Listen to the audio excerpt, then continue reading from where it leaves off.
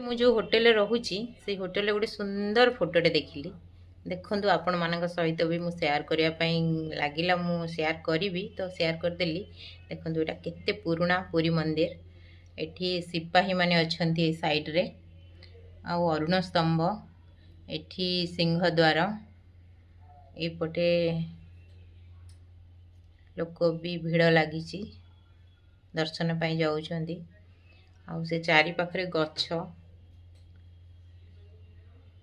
ମନ୍ଦିରଟା ବି ସେମ୍ ଅଛି, ଆଉ ବହୁତ ପୁରୁଣା, ମାନେ କେଉଁ କାଳରୁ ଠାକୁର ପୂଜା ପାଉଛନ୍ତି ଆଉ ଭକ୍ତମାନଙ୍କୁ ଦେଖୁଛନ୍ତି। କାଲି ଗୋଟେ ଜିନିଷ ମୋତେ ଦେଖିକି ଖୁସି ଲାଗିଲା, ସବୁ ଠାକୁରମାନଙ୍କର ମାନେ ଟାଇମିଂ ଥାଏ ଯେ ଏଇ ଟାଇମ୍ରେ ପହଡ଼ ପଡ଼ିବ ଆଉ ଏଇ ଟାଇମ୍ରେ ମନ୍ଦିର ବନ୍ଦ ହେବ, କିନ୍ତୁ କାଲି ରାତି ସାରା ଭକ୍ତ ଆସୁଛନ୍ତି, ଠାକୁର ବି ଶୋଇନାହାନ୍ତି, ମନ୍ଦିର ଖୋଲା ଅଛି।